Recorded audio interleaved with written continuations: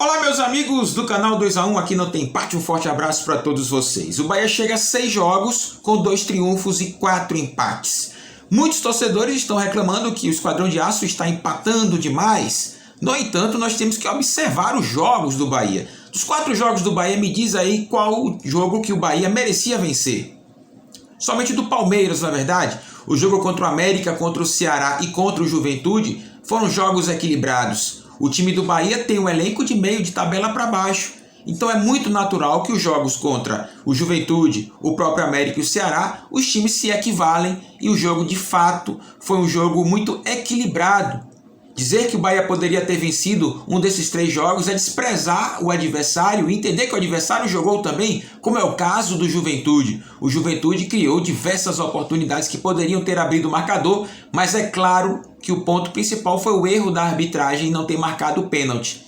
Pênalti fora, o Juventude sim jogou melhor que o Bahia nos 2 tempos. Se nós analisarmos o jogo do Ceará, um jogo equilibrado, o Ceará teve seus momentos também, e no jogo do América, idem, o América também teve as suas qualidades, os seus momentos, e o Bahia também. Jogo equilibrado, empate natural. Essas equipes se equivalem. O jogo contra o Palmeiras, sim, o Bahia poderia ter vencido o jogo 0-0, na qual o goleiro do Palmeiras foi o grande destaque.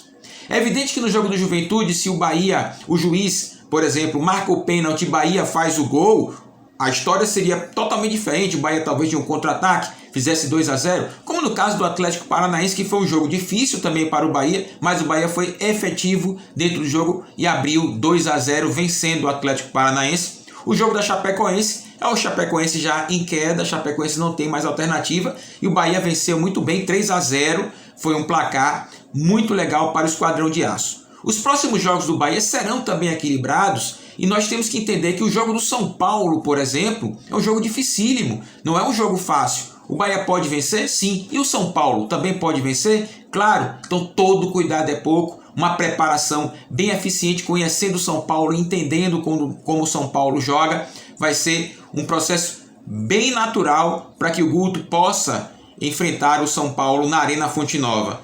Meus amigos, tem favorito Bahia e São Paulo? Claro que não. Então, calma, torcedor, vamos devagar. Este elenco se esforça bastante. A chegada do Guto Ferreira modificou. Podemos falar que o Guto tira leite de pedra se olharmos o elenco, principalmente o banco de reservas do Esquadrão de Aço. Então tá de parabéns ao Guto e o próprio elenco que se esforça muito para equilibrar os jogos do Bahia. O empate pode ser natural em algumas situações, outras não, como é o caso do Palmeiras, por exemplo. Mas nós temos que, de fato, avaliar o jogo, cada jogo, antes de criticar e dizer que o Bahia empata demais. Meus amigos, o Bahia tem 6 jogos que não perde. O Bahia só tomou um gol, inclusive contra o Ceará, nesses jogos. O empate é ruim, claro. Contra o São Paulo, o Bahia tem que vencer. A questão de somente empatar é ruim para a pontuação do campeonato, porque algumas equipes, por exemplo, o Juventude, que está a 3 pontos do Bahia, pode vencer um jogo, pode empatar, e caso o Bahia empate,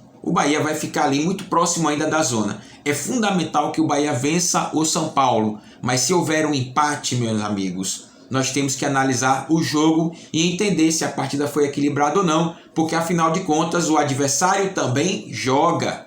Então analisar o jogo é muito importante. Bahia é favorito? Volto a repetir, não. O São Paulo é favorito? Também não é. Então, meus amigos, pelo menos nós estamos fazendo jogos equilibrados.